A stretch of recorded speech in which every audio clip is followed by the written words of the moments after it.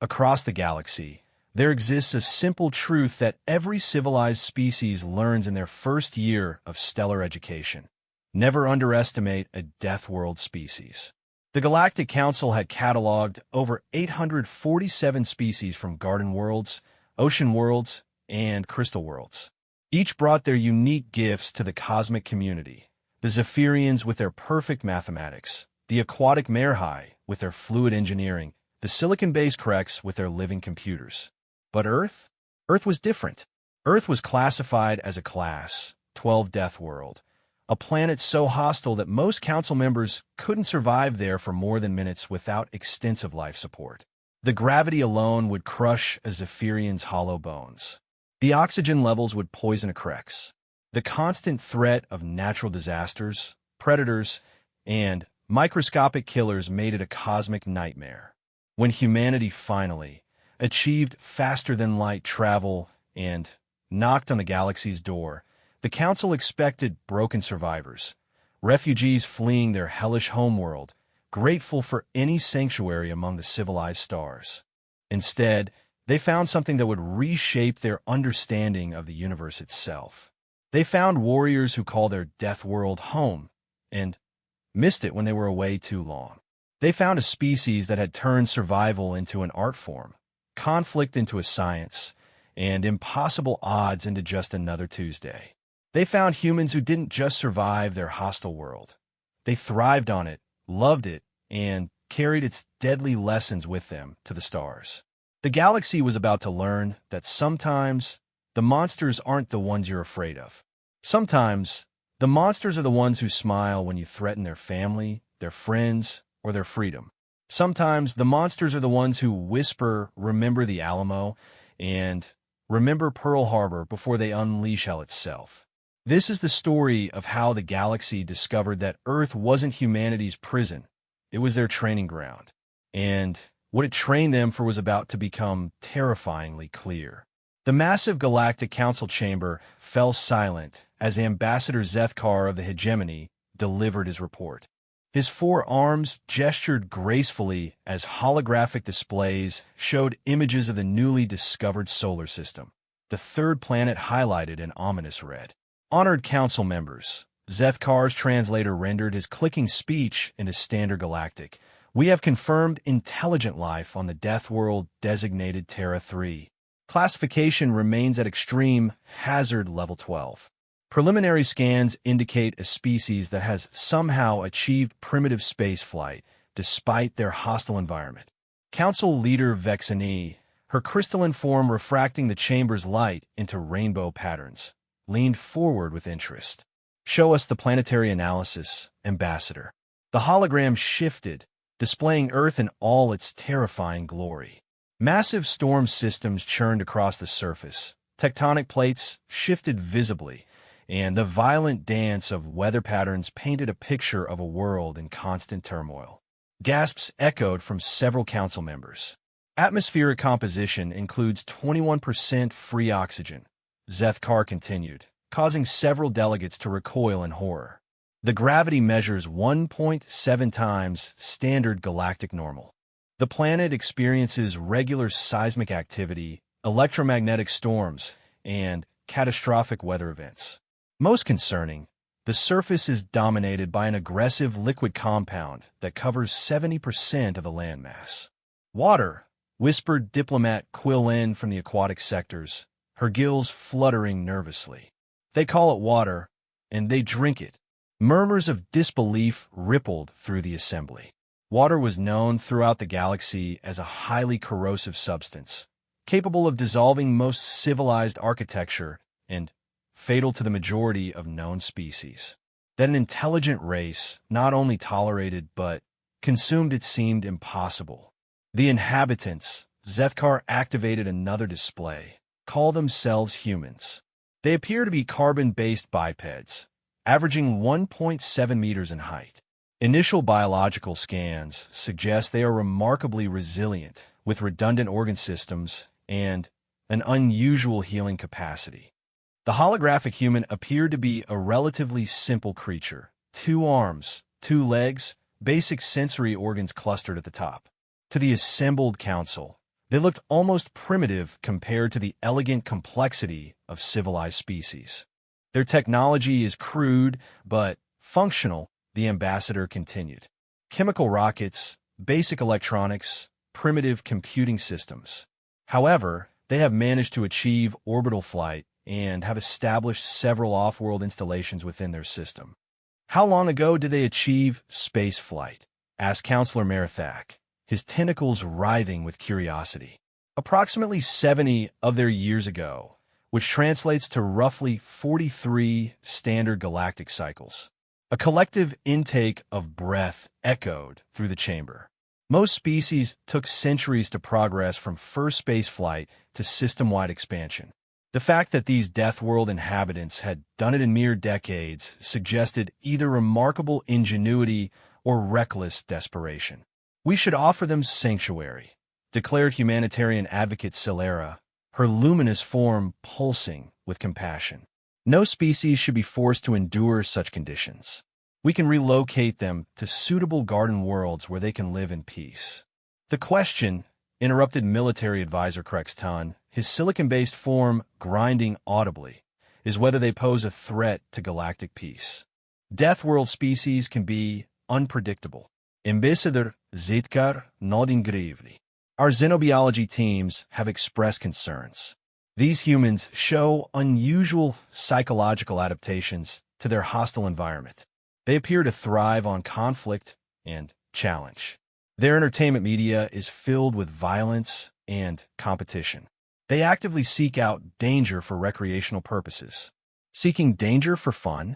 Counselor Vexani's crystalline form darkened with confusion. That makes no evolutionary sense. Our analysts believe it's a trauma response, Zethkar explained.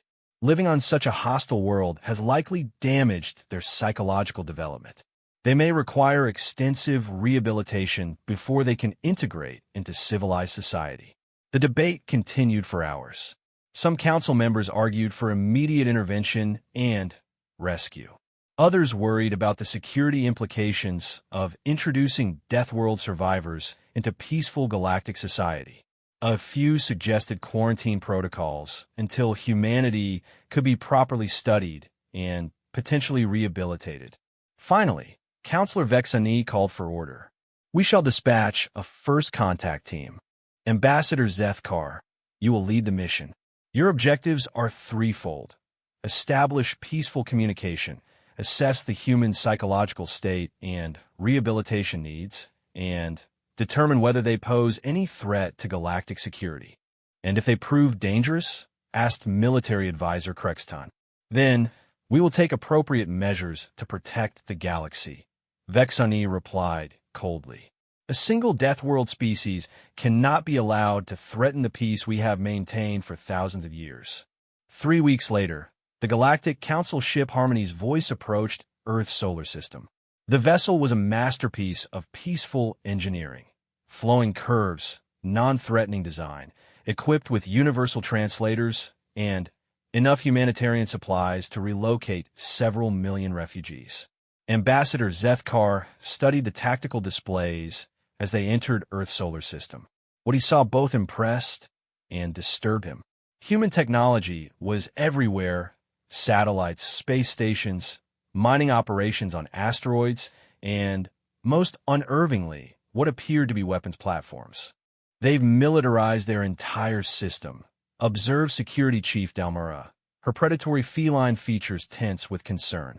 These are not the broken survivors we expected. Perhaps they're defending against threats we haven't detected, Zethkar suggested hopefully. Remember, they've lived their entire existence under siege from their environment. Paranoia would be a natural survival adaptation.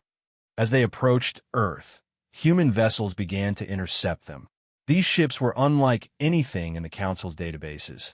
Angular, aggressive-looking craft that seemed designed for war rather than exploration. They moved with surprising grace for such primitive technology, matching the Harmony's voice's course with professional precision. Unknown vessel. Came a transmission in a language the universal translator struggled to parse. You have entered Earth space. Please state your intentions and submit to inspection. Ambassador Zethkar activated his diplomatic protocols. Greetings, people of Earth. I am Ambassador Zethkar of the Galactic Council. We come in peace, seeking to establish friendly relations with your species. A long pause followed. When a response came, it carried an undertone that made Zethkar's translator fritz momentarily. Galactic Council? Well, I'll be damned. This is Admiral Sarachun of the United Earth Defense Force. Permission to come aboard, Ambassador. We've been expecting someone like you for a while now. Expecting them? Zethkar exchanged glances with his crew. How could an isolated Deathworld species be expecting first contact? Within hours, Ambassador Zethkar found himself in what humans called a conference room aboard the human vessel Yorktown. The ship's interior was cramped by galactic standards, but it hummed with efficient energy.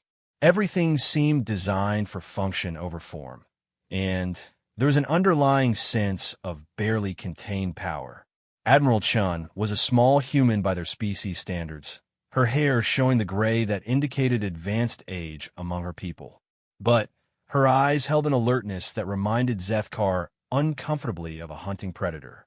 "Coffee, Ambassador," she offered, gesturing to a dark liquid that steamed ominously in a ceramic container. Thank you, but my species cannot consume your beverages safely. Right, different biology." Chun took a sip of what Zethkar's instruments registered as a mild toxin. "So, you're here to rescue us from our death world, I'm guessing?" The bluntness caught Zethkar off guard. "How did you know what you were thinking?" "Ambassador, we've been listening to galactic communications for the last 15 years. Your people aren't as subtle as you think when you classify our home as uninhabitable and us as damaged survivors in need of rehabilitation." Zethkar felt his diplomatic composure slipping. "You've been spying on the Galactic Council?" Admiral Chen's smile held no warmth. "We've been learning about our neighbors. It's what humans do when we encounter something new and potentially threatening. We study it, understand it, and prepare for every possible scenario." "Threatening?" "Admiral, the Galactic Council has maintained peace for over 3 millennia. We seek only to welcome Earth into the cosmic community."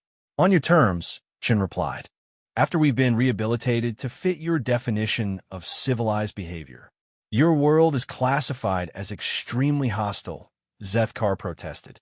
"Your species shows clear signs of psychological trauma from surviving in such conditions. We only want to help." "Psychological trauma?" Admiral Chen leaned back in her chair. "Ambassador, let me tell you something about humans. We don't see our world as a prison or a curse. We see it as home. Every challenge it threw at us made us stronger. Every disaster taught us to adapt. Every threat forced us to innovate." She activated a holographic display showing Earth's history. 5 major extinction events. Ice ages that should have killed every warm-blooded species. Volcanic eruptions that blocked out the sun for years. Earthquakes that reshaped continents. Hurricanes, tornadoes, tsunamis, droughts, floods. The images flowed past, catastrophes that would have ended any civilized species. And through it all, Chun continued, humanity not only survived, but grew stronger. We learned to turn disasters into opportunities. We developed technologies your peaceful garden worlds never needed. We created strategies for impossible situations. We became very, very good at surviving the unsurvivable. Surely you must see that this is not normal, Zethkar pleaded. No species should have to endure such hardships. We can offer you worlds where your children can play without fear, where natural disasters are unknown, where peace reigns eternal. And make us what? Soft? Weak? Dependent? Chun shook her head. Ambassador, you're looking at this backward. You see Earth as the problem. We see Earth as the solution. It made us what we are. And what are you? Admiral Chen's smile grew predatory. Survivors, Ambassador. The best survivors the galaxy has ever produced. And survival isn't just about enduring hardship. It's about adapting to any situation, overcoming any obstacle, and never, ever giving up. She stood and moved to a viewport showing Earth below. Your council thinks we need to be rescued from our death world. But what you don't understand is that our death world isn't our weakness. It's our strength. And that strength is about to change the galaxy forever. Zethkar felt a chill that had nothing to do with the ship's atmospheric controls. What do you mean? I mean, Ambassador, that humanity didn't just survive Earth. We conquered it. And now we're ready to see what else the universe has to offer. As if summoned by her words, alerts began sounding throughout the human vessel. Admiral Chun listened to rapid reports flowing through her communication device, her expression growing grimmer by the moment. What's happening? Zethkar asked. Chun looked up from her communications with the expression of someone who had just received very bad news. Pirates, Ambassador. A fleet of them just jumped into our outer system, targeting our mining colonies. Looks like they didn't get the memo that Earth is under Galactic Council protection now. Pirates? In this system? That's impossible. The Ravager clans don't operate this far into Council space. Well, they're operating here now. Chun was already moving toward the bridge. 18 heavy cruisers, full raider configuration. They're jamming communications and moving fast toward our civilian installations. Zethkar followed her, his mind reeling. But this makes no sense. Why would pirates risk attacking a world under Council protection? Admiral Chin glanced back at him with something that might have been pity. Because, Ambassador, they don't see us as under Council protection. They see us as an isolated death world with primitive defenses and no galactic allies. To them, we're not a protected species. We're easy prey. As they reached the bridge, Zethkar saw the tactical displays showing the approaching pirate fleet. The ships were massive, battle-scarred vessels designed for one purpose, taking what they wanted by force. Against them, the human defense ships looked pitifully small and outgunned. Admiral, one of the human officers reported, the raiders are demanding surrender of all outer colonies and a tribute of 10,000 humans for their slave markets. Zitkar gispt. Slave markets? But slavery is forbidden throughout the galaxy. Forbidden in Council space, Chun corrected. These are Ravager clan pirates. They operate beyond your borders and don't recognize your laws. We must contact the Council immediately, Zethkar said urgently. They can dispatch a peacekeeping fleet. How long would that take? Zethkar calculated quickly. Perhaps 2 weeks for the nearest Council fleet to arrive. The colonies will be gone in 2 hours. On the tactical display, the pirate fleet was accelerating toward the outer mining platforms where thousands of human civilians worked and lived. The human defense fleet was moving to intercept, but they were outnumbered 3-1. Admiral, another officer called out, we're receiving demands for immediate surrender. The raiders are threatening to start executing civilians if we don't comply within the next 30 minutes. Zethkar watched Admiral Chen's face as she processed this information. He expected to see fear, desperation, perhaps a plea for Council intervention. Instead, he saw something that made his translator circuits struggle to find an appropriate term. He saw anticipation. Well, Admiral Chen said softly, I suppose it's time the galaxy met the real humanity. She turned to her communications officer. Sent a message to all ships. Authorization code black. Full engagement protocols are now in effect. All ships acknowledge, Admiral. Transitioning to wartime operations. Zethkar watched in fascination and growing alarm as the human fleet began to change. Ships that had seemed purely functional moments before suddenly revealed hidden weapon systems. Sensor arrays that had appeared to be purely scientific suddenly showed themselves to be targeting systems of incredible sophistication. The entire human fleet transformed from what appeared to be a modest defense force into something altogether more dangerous. What is happening? He asked. Admiral Chan was studying tactical displays with the focused intensity of a predator. Ambassador, you said your people have been watching us for weeks. What exactly did you observe about human military capabilities? Primitive chemical rockets, basic projectile weapons, limited defensive systems. And did it occur to you that we might not show our best hardware to unknown aliens? The implications hit Zethkar like a physical blow. You've been concealing your true capabilities. We've been careful, Chen corrected. It's what smart species do when they encounter unknown potential threats. You show them what you want them to see until you know whether they're friends or enemies. On the display, the human fleet was moving into attack formation with a precision that spoke of extensive training and experience. These weren't the clumsy movements of a primitive species. These were the calculated maneuvers of professional warriors. "The pirates are hailing us," reported the communications officer. "Put them through." The image that appeared on the main screen was exactly what Zethkar expected from the notorious Ravager clans. A massive, scarred creature with too many teeth and weapons integrated into his very body. What he didn't expect was the casual arrogance in the being's voice. "Little Deathworld primitives," the pirate leader snarled. "You will surrender immediately, or we will take your colonies by force and sell your children in the slavery markets of the Rim. You have 15 minutes to comply." Admiral Chun stepped forward, her small human frame dwarfed by the image of the massive pirate. When she spoke, her voice carried a calm certainty that made Zethkar's skin crawl. "This is Admiral Sarah Chun of the United Earth Defense Force. You are trespassing in human space and threatening human civilians. You have one opportunity to leave this system immediately or face the consequences." The pirate leader laughed, a sound like grinding metal. "Consequences? From you? Little Deathworlder, we are the Ravager clan Bloodclaw. We have conquered 100 systems and enslaved 1,000 species. What consequences could your primitive world possibly offer?" Admiral Chen's smile was the most terrifying thing Zethkar had ever seen. "Why don't you find out?"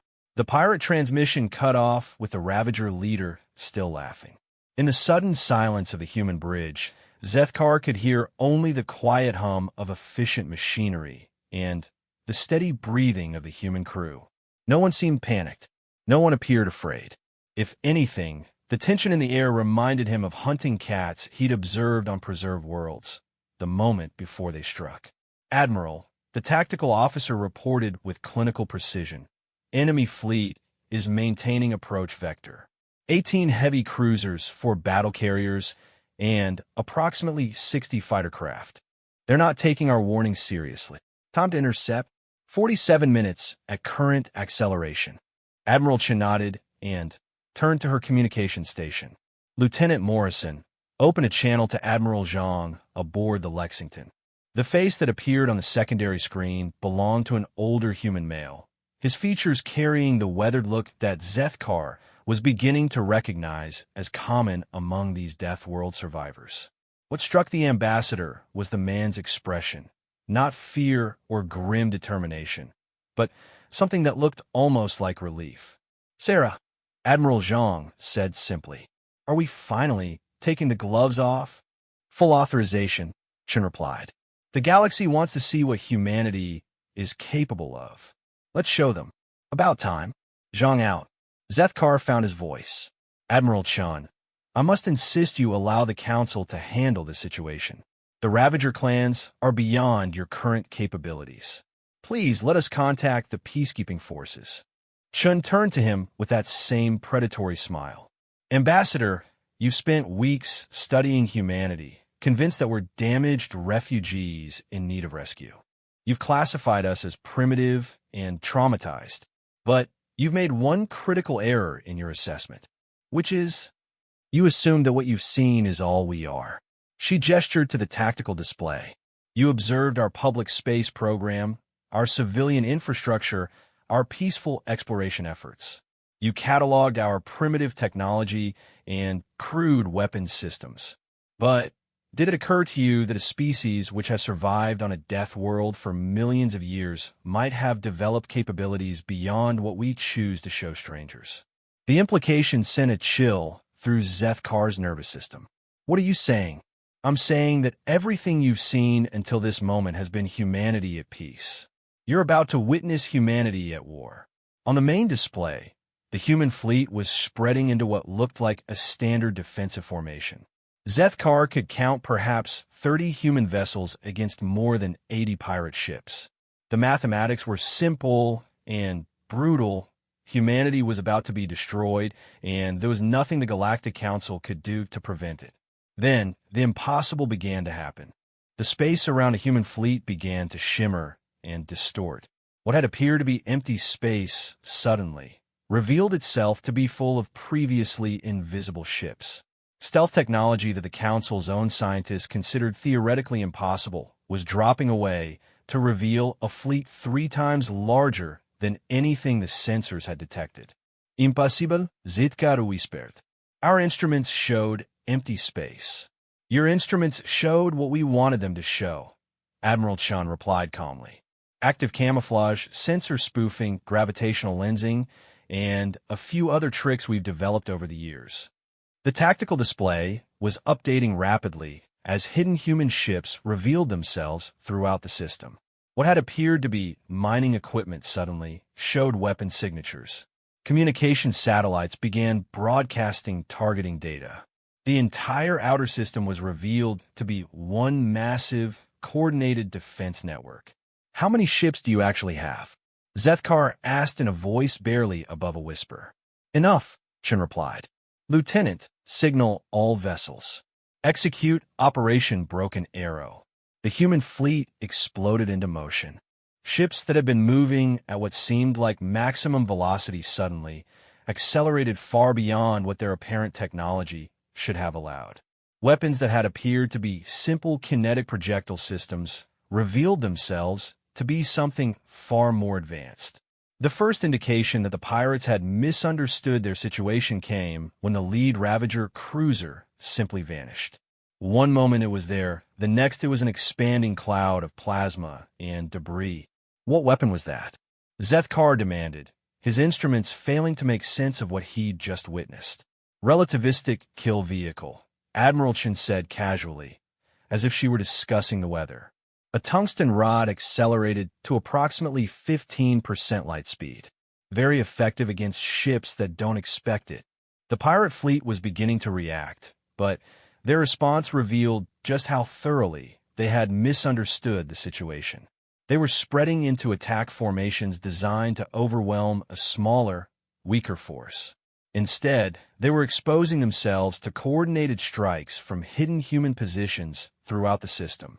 The battle that followed was unlike anything in Zethkar's experience. The Galactic Council's conflicts, when they occurred at all, were typically civilized affairs, formal declarations, rules of engagement, minimal casualties. This was something entirely different. The humans fought with a calculated viciousness that spoke of millennia of survival against impossible odds. Every attack was precisely coordinated. Every defensive move served multiple purposes. They didn't just respond to pirate attacks. They anticipated them, countered them, and turned them into opportunities for devastating counterstrikes. Status report, Admiral Chun requested. 3 enemy cruisers destroyed, 2 disabled. The tactical officer replied with the same calm efficiency. No human casualties. The pirates are attempting to withdraw from the system. Denied, Chun said simply. Signal all units. Standard engagement protocol for raider incursions. Zethkar watched in growing horror as the human fleet moved to prevent the pirates' escape. Ships that had been allowing the raiders to withdraw suddenly appeared in their path. The pirates found themselves trapped in a carefully constructed tactical net with no way out. Admiral, Zethkar said urgently, they're trying to retreat. Surely you can allow them to leave. Chen turned to him with an expression that made his species' instinctive prey responses scream warnings. Ambassador, these pirates came here to enslave human civilians. They threatened to murder our families and sell our children. Do you really think we're going to let them leave so they could try again somewhere else? But, surely you don't intend to destroy them all? Actually, that's exactly what we intend to do. The systematic destruction of the pirate fleet that followed was a masterpiece of military precision. The humans didn't just defeat their enemies. They eliminated them so completely that no trace of the Ravager clan Bloodclaw would survive to threaten anyone ever again. It was efficient, thorough, and absolutely ruthless. When the last pirate ship was nothing but cooling debris, Admiral Chun turned back to her bridge crew. Casualty report. 0 human casualties, Admiral. Some minor damage to Destroyer Squadron 7, but nothing that can't be repaired within a few hours. Excellent. Send recovery teams to collect any useful technology from the debris. Intelligence will want to analyze their ships and weapons. Zethkar found his voice with difficulty. You just destroyed an entire pirate fleet without losing a single ship. Yes. How is that possible? The Ravager clans are considered among the most dangerous military forces in this sector. Admiral Chin's expression softened slightly, almost as if she were speaking to a child. Ambassador, the Ravager clans are dangerous to species that live on peaceful garden worlds, who have never faced existential threats, who solve conflicts through negotiation and compromise. They're used to fighting civilized opponents who follow rules of engagement. She gestured toward the debris field that had once been a fearsome pirate fleet. But they've never fought a Deathworld species. They've never encountered an enemy that learned warfare from surviving against a planet that actively tried to kill them every single day for millions of years. I don't understand. Let me explain it to you, Chun said, moving to the holographic display. The Ravager clans use intimidation, superior numbers, and overwhelming force to defeat their enemies. It's effective against most species because most species aren't prepared for true violence. The display shifted to show Earth with its violent storms, shifting continents, and hostile environment. But humans didn't evolve on a peaceful world where cooperation and negotiation solve problems. We evolved on a world where everything, the weather, the geology, the other life forms, even the very air and water, was constantly trying to kill us. Images flowed past showing humanity's long history of survival against impossible odds. Ice ages that should have ended all warm-blooded life. Supervolcanic eruptions that blocked out the sun for years. Asteroid impacts that reshaped continents. Plagues that killed significant portions of the population. Every single challenge our world threw at us made us stronger, smarter, more adaptable, Chun continued. We learned to survive in environments that would kill any other known species. We developed technologies to overcome seemingly impossible obstacles. Most importantly, we learned that sometimes the only way to survive is to be more dangerous than whatever is threatening you. But surely there must be limits to what your technology can accomplish. Admiral Chun smiled grimly. Ambassador, what you just witnessed wasn't our most advanced technology.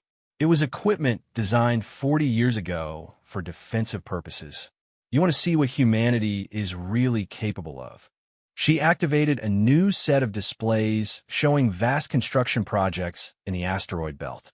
Massive structures that dwarfed anything in council space were taking shape among the rocky debris of the outer system.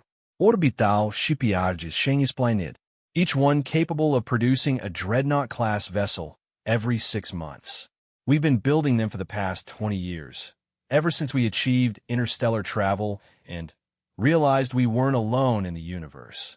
20 years? But your species only achieved space flight 70 years ago. No, Ambassador.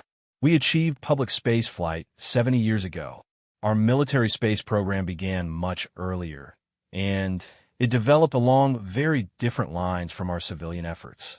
The implications were staggering. While the Council had been observing what appeared to be a primitive species taking its first tentative steps into space, humanity had been secretly developing military capabilities that far exceeded anything in the galaxy. Why? Zethkar asked. Why hide such capabilities? Why allow us to think you were primitive? Because we learned a long time ago that the most dangerous opponent is the one who underestimates you, Chin replied. When you first made contact, we had to determine whether you represented a threat to humanity's survival. The safest approach was to appear weak and harmless while we studied your capabilities and intentions. And what have you concluded?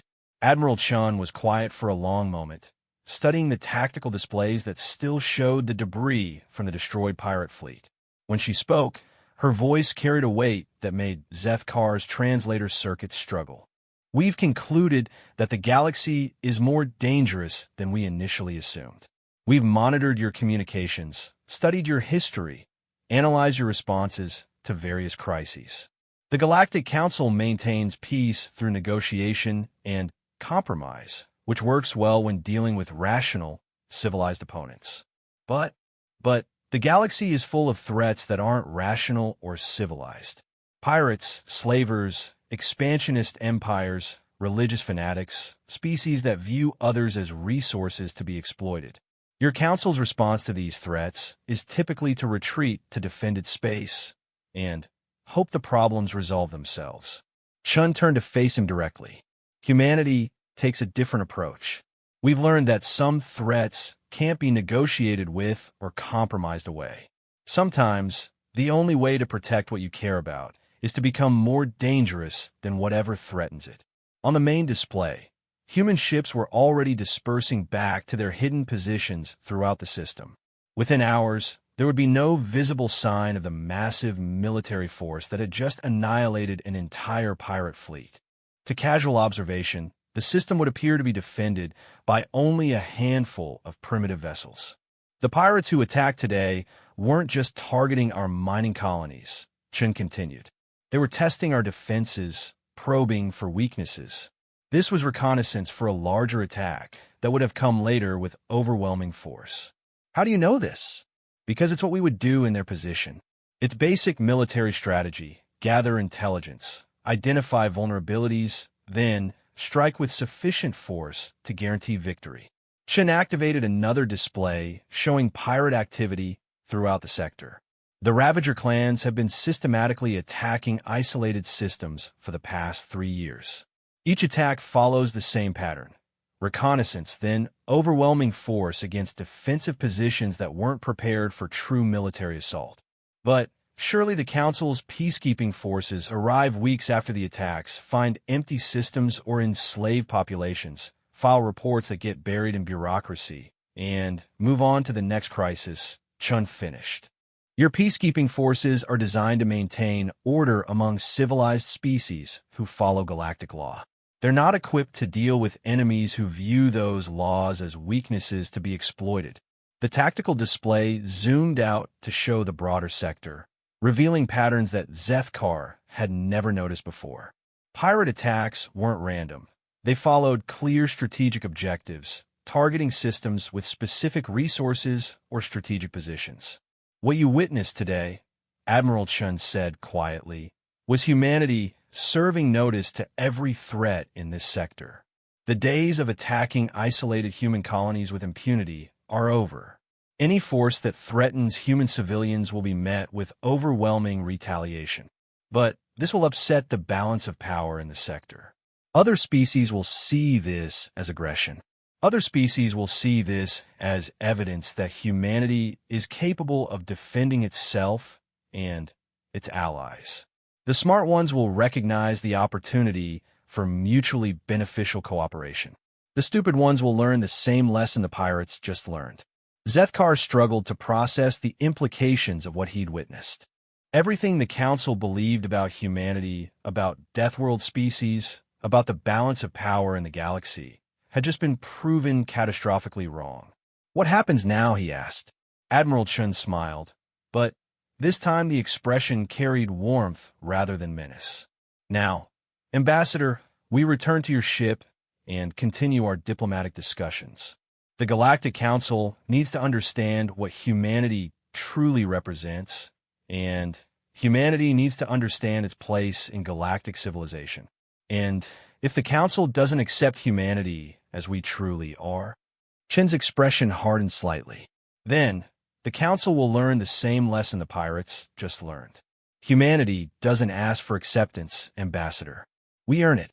As they prepared to return to the Council vessel, Zethkar realized that everything he thought he knew about the galaxy's future had changed in the space of a few hours. Humanity wasn't a primitive species in need of rescue or rehabilitation. There was something far more significant and far more dangerous. They were a Deathworld species that had not just survived their hostile environment, but had been forged by it into something the galaxy had never seen before. And They were about to change everything. The emergency session of the Galactic Council convened within hours of Ambassador Zethkar's initial report. The massive chamber, designed to accommodate representatives from hundreds of worlds, buzzed with nervous energy as delegates absorbed the impossible information flooding their communication networks. Council leader Vexani's crystalline form flickered with rapid color changes, a clear sign of extreme agitation among her species. Ambassador Zethkar, please repeat your observation for the full council. Zethkar stood at the central podium, his four arms trembling slightly as he activated the holographic displays. The images that appeared showed the systematic destruction of the Ravager clan Bloodclaw fleet in precise, horrifying detail. Honored council members, he began, his translator struggling with the stress harmonics in his voice. Everything we believed about the human species was incorrect. They are not primitive refugees in need of rehabilitation. They are a fully militarized civilization with technology that exceeds our own in several critical areas. The chamber erupted in shocked murmurs. Councillor Merthak's tentacles writhed in agitation as he leaned forward. You're saying that this Deathworld species has superior military technology to civilized galactic civilization? I'm saying they destroyed 18 heavy cruisers and 60 fighter craft without losing a single vessel, Zethkar replied grimly.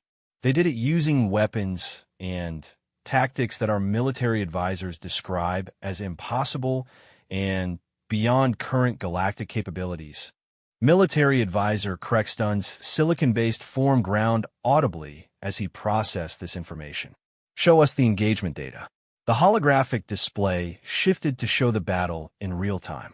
The assembled council watched in stunned silence as human ships appeared from seemingly empty space, delivered devastating attacks with impossible precision, and systematically eliminated an entire pirate fleet in less than an hour. Stealth technology of this sophistication shouldn't exist, Crexton stated flatly. Our best scientists consider it theoretically impossible. Yet they achieved it 40 years ago, Zethkar replied. According to Admiral Chun, the weapons and tactics we observe were considered outdated by human standards. The implication hit the chamber like a physical blow. If what they had witnessed was outdated technology, what were the humans actually capable of? Humanitarian advocate Solera's luminous form pulsed with distress. But this changes everything. A militarized Deathworld species with advanced technology could threaten the entire galactic order. Or protect it, suggested Trade Representative Qualrin unexpectedly. The Ravager clans have been a growing threat for years. Our peacekeeping forces have been unable to contain their expansion. Perhaps a species capable of actually defeating them represents an opportunity rather than a threat. An opportunity for what? Demanded Security Chief Dalmara. To upset the balance of power that has maintained peace for 3 millennia? Zethkar activated another display, this one showing intelligence data that human sources had shared during the diplomatic exchange.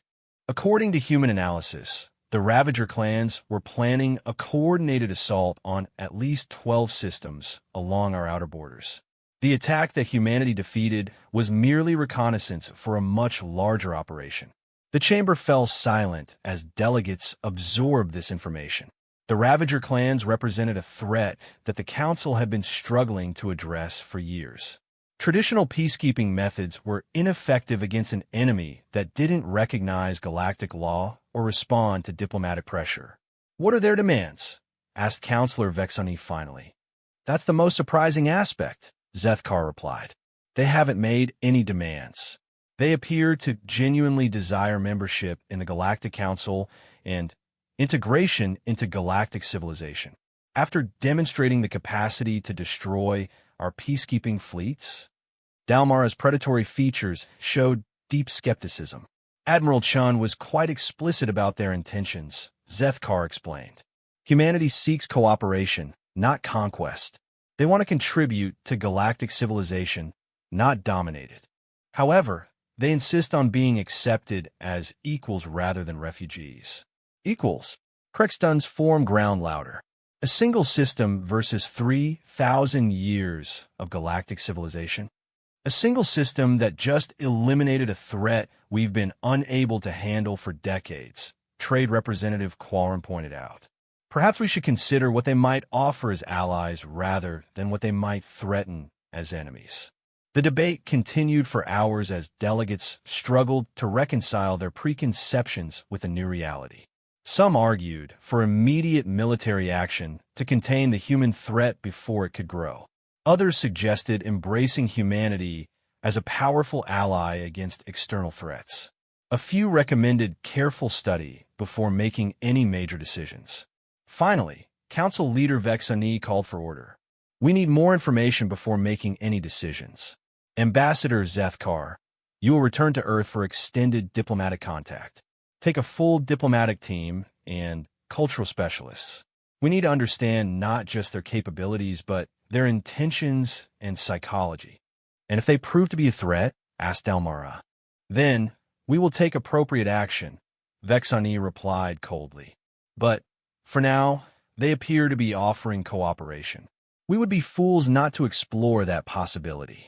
2 weeks later, a much larger council delegation approached Earth. The diplomatic vessel Peaceful Understanding carried not just Ambassador Zethkar and his team, but also military observers, cultural specialists, and technology assessment experts. Their mission was to conduct a comprehensive evaluation of humanity's true nature and capabilities. What they found exceeded their worst fears and greatest hopes in equal measure. Admiral Chun met them again aboard the human vessel Yorktown, but this time she was accompanied by a diverse team of human representatives. Scientists, military officers, diplomats, and cultural specialists presented a picture of humanity that was both reassuring and deeply unsettling.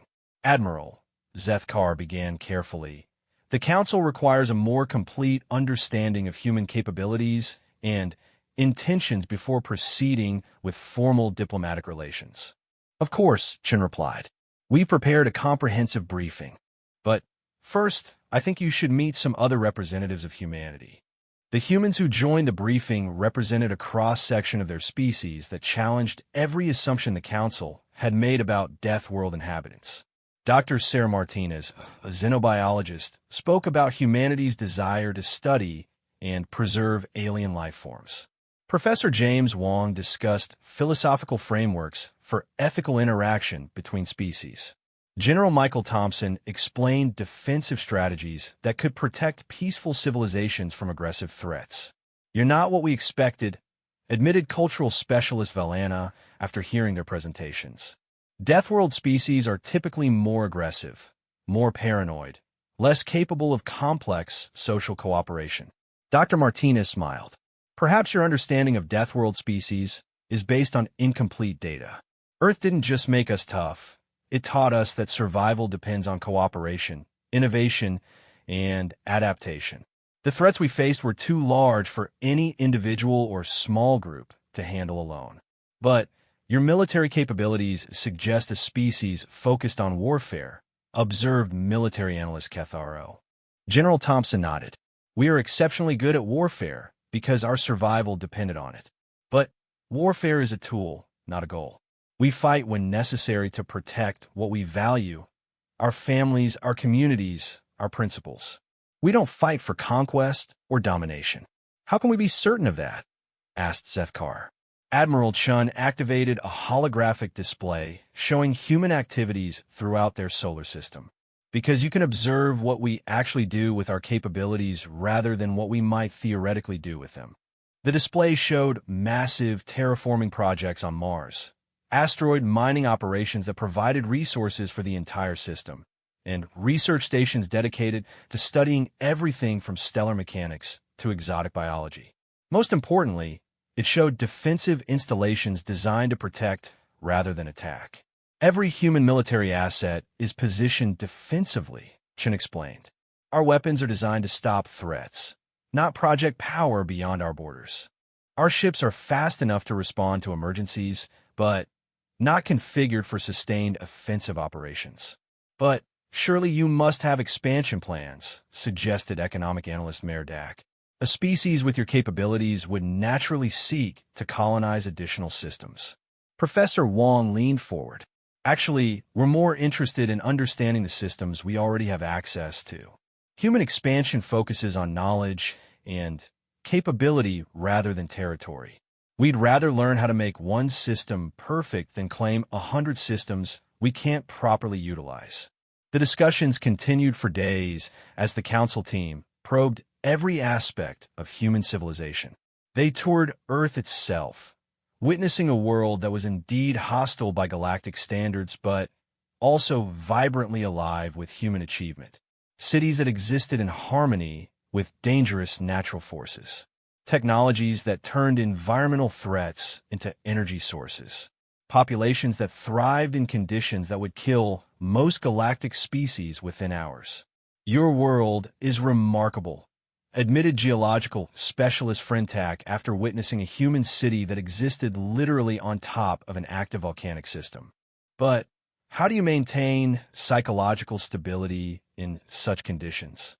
We don't see them as conditions to be endured, explained Dr. Martinez as they watch human children playing in what the aliens considered a catastrophically dangerous environment. We see them as home. This world shaped us, taught us, made us who we are. The challenges aren't obstacles. They're opportunities to grow stronger and more capable. The turning point came when the council delegation was invited to observe human military training exercises. What they witnessed challenged every assumption about how warfare should be conducted. Human military units didn't just train to fight. They trained to solve impossible problems under extreme pressure. They practiced coordination between different service branches, different species, even different technological paradigms. Most importantly, they trained to minimize casualties on all sides while achieving strategic objectives. Your forces seem designed for peacekeeping rather than conquest, observed military analyst Ketharo after watching human troops practice hostage rescue scenarios with remarkable precision. They are, confirmed General Thompson. Our primary military doctrine is deterrence through overwhelming defensive capability. We want potential threats to understand that attacking us would be costly and futile, not because we'll destroy them, but because we'll stop them so completely that they'll have no choice but to negotiate. But what about the pirate fleet you annihilated? Zethkar asked. General Thompson's expression hardened. Pirates who threaten to enslave civilians and murder families don't get to negotiate. That's not warfare. That's pest control. The casual brutality of that statement, delivered with the same tone used to discuss scientific research, reminded the council delegation that they were dealing with a species forged by millions of years of survival against impossible odds. Humanity might prefer cooperation and peace, but they were capable of ruthless efficiency when circumstances required it. The final revelation came when Admiral Chun granted them access to human intelligence networks. The scope and sophistication of humanity's information gathering capabilities dwarfed anything in the Council's experience. You've been monitoring galactic communications for 15 years? Asked intelligence specialist Calvin in amazement. We needed to understand our neighbors before making contact, Chen explained. Knowledge is the most important weapon in any conflict. We wanted to know who we could trust, who we needed to watch, and who represented potential threats. And what have you concluded? Admiral Chun activated a comprehensive display showing the galactic political situation from humanity's perspective. The analysis was staggeringly complete, identifying threats, opportunities, potential allies, and systemic weaknesses that the Council hadn't even recognized. We've concluded that the galaxy is at a tipping point, Chen said quietly. The current system of governance works well for maintaining peace among civilized species who share common values and interests. But it's completely unprepared for the emerging threats that don't respect those values or recognize those interests. The display showed patterns of aggressive expansion, resource conflicts, and ideological divisions that painted a picture of growing instability throughout galactic civilization. The Ravager clans are just one symptom of a larger problem, Chen continued. Traditional diplomacy and peacekeeping can't address threats that view peaceful species as prey rather than partners. Something needs to change, or the current galactic order will collapse within a generation. And humanity's role in preventing that collapse? Asked Zethkar. We offer a different approach, Chen replied.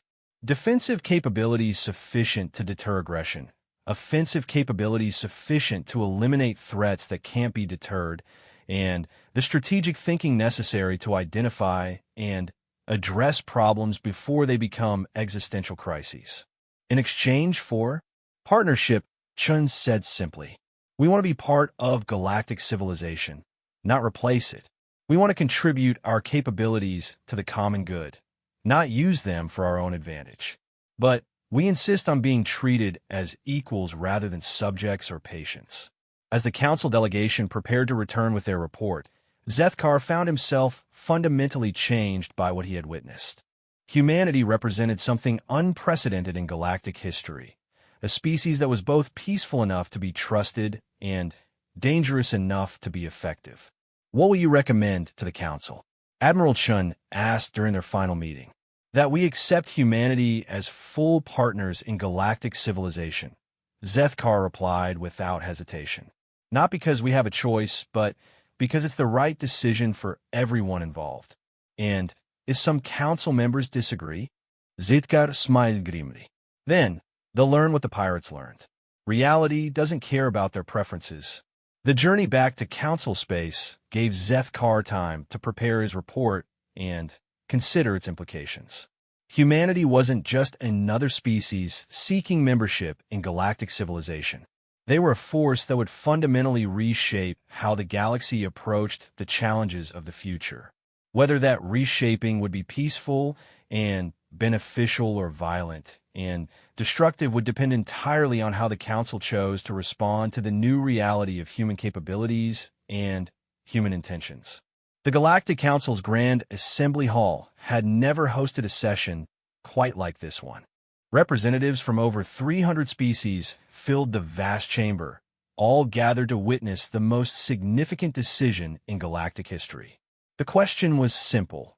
Would humanity be granted full membership in galactic civilization? The implications were anything but simple. Ambassador Zethkar stood at the central podium for the third time in as many months, but this time he carried information that would fundamentally alter how every species in the galaxy understood their place in the universe.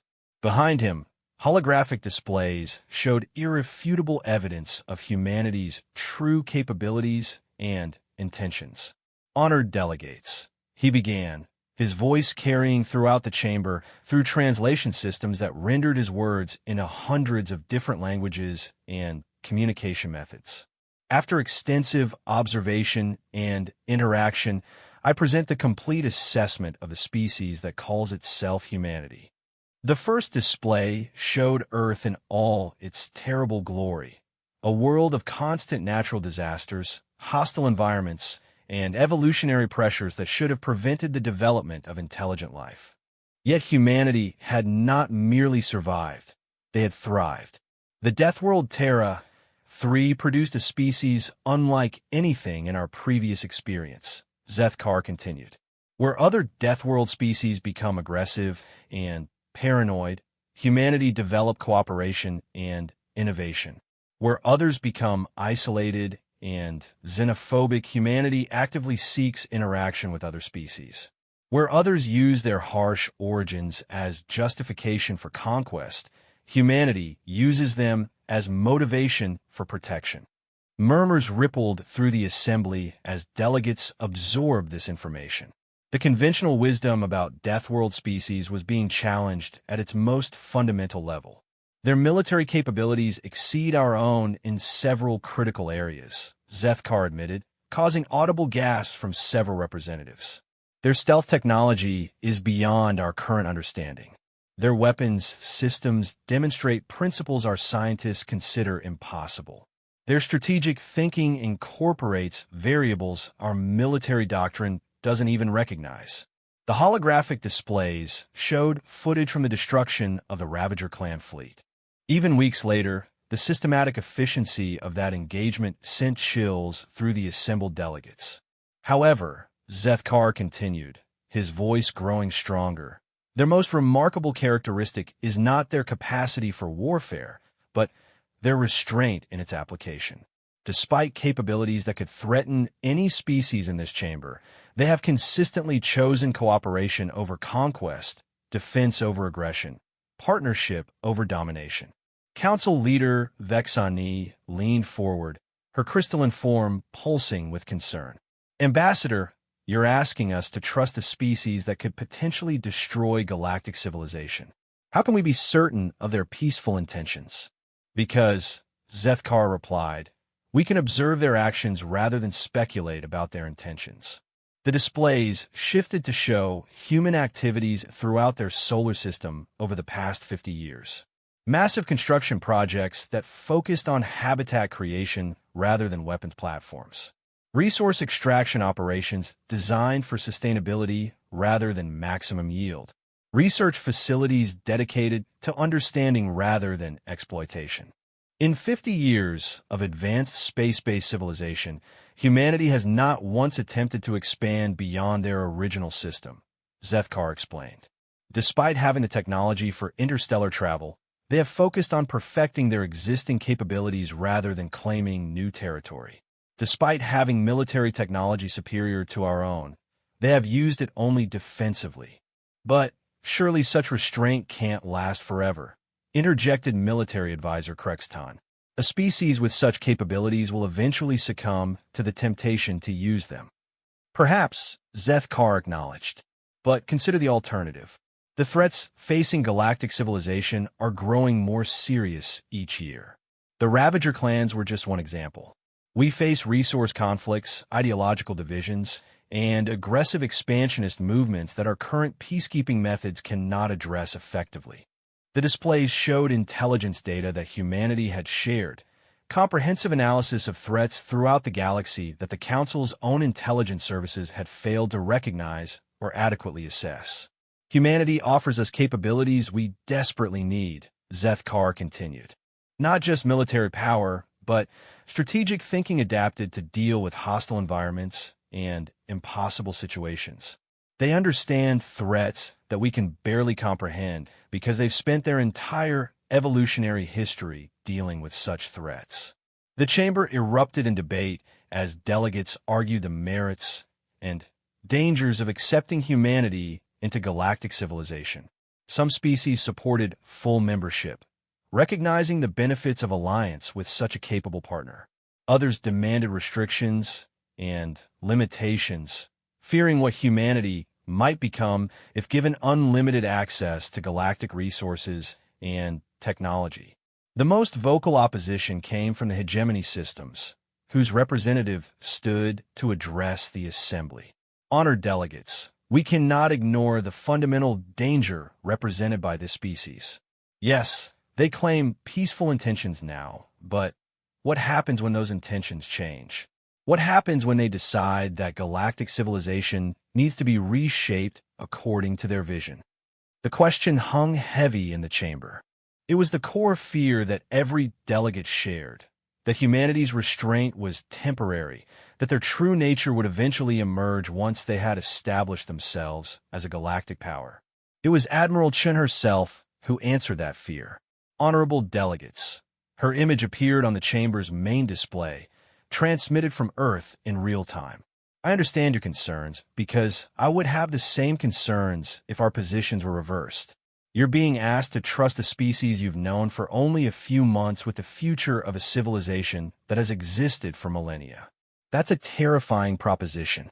Her image shifted to show her standing on Earth's surface, with the chaotic beauty of humanity's homeworld visible behind her. Storms raged across the sky, but human cities continued to function normally, their inhabitants going about their daily lives in conditions that would terrify most galactic species. But let me explain what humanity learned from our Deathworld that might not be obvious from your observations, Chen continued. We learned that survival isn't about being the strongest or the most aggressive. It's about being the most adaptable, the most cooperative, and the most willing to help others survive alongside you. The image shifted to show human communities working together during natural disasters, responding to earthquakes, hurricanes, and volcanic eruptions with coordinated efficiency and selfless dedication to protecting the vulnerable. Every major threat our world threw at us was too big for any individual to handle alone, Chen explained. Survival depended on cooperation, on building systems that could protect everyone, on creating technologies that serve the common good rather than individual advantage.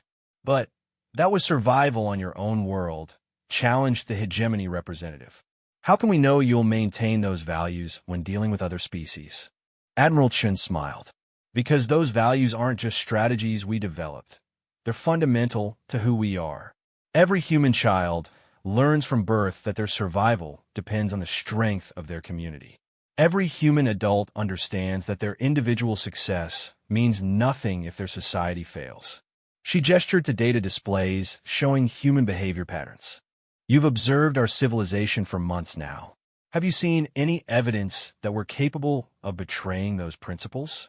Have our actions suggested that we view other species as threats to be eliminated or resources to be exploited? The evidence was clear. In every interaction with alien representatives, humanity had demonstrated consistent respect for other species' autonomy and rights. They had shared technology freely, offered assistance without demanding reciprocity, and respected boundaries even when they had the power to ignore them. The question isn't whether humanity will remain peaceful, Admiral Chen concluded. The question is whether galactic civilization will remain viable without the capabilities we offer. The threats you face are real and growing. Traditional approaches aren't working. You need allies who understand how to survive against impossible odds. Council leader Vexani called for a recess to allow delegates to consult with their home governments. The debate that followed lasted for days as hundreds of species weighed the risks and benefits of accepting humanity as a full partner in galactic civilization. The turning point came from an unexpected source. Trade Representative Qualrin presented an analysis that no one had anticipated. Honored delegates, he announced when the session resumed, I have been analyzing the economic implications of humanity's integration into galactic civilization. The results are remarkable. His holographic displays showed economic models projecting the effects of human technology and capabilities on galactic trade and development. The numbers were staggering. Human manufacturing techniques could increase production efficiency by an average of 40% across all major industrial sectors, Qualrin explained. Their resource extraction methods could triple the useful yield from mineral-poor systems. Their defensive technologies could reduce the cost of protecting trade routes by 90%. The implications hit the chamber like a shockwave. These weren't just military capabilities. They were economic advantages that could benefit every species in the galaxy. Furthermore, Qualrin continued, human innovation in hostile environment adaptation could make hundreds of previously uninhabitable worlds accessible for colonization. Their terraforming techniques could solve resource conflicts that have persisted for centuries. The debate shifted as delegates began to see humanity not just as a potential threat, but as a solution to problems that had seemed intractable. The species that had seemed too dangerous to trust suddenly appeared to be too valuable to reject. The final vote was closer than many had expected, but the result was decisive. Humanity would be granted full membership in galactic civilization, with all the rights and responsibilities that entailed. As news of the decision spread throughout the galaxy, reactions varied widely. Some species welcomed their new allies with enthusiasm. Others watched nervously, waiting to see how humanity would use their newfound access to galactic resources and technology. A few began making contingency plans in case their fears about human nature proved correct. On Earth, the reaction was typically human. Celebration mixed with determination to prove worthy of the trust that had been placed in them. Admiral Chun addressed her species in a broadcast that reached every human settlement throughout the solar system. Today, we become part of something larger than ourselves. We join a galactic community that has maintained peace and prosperity for thousands of years.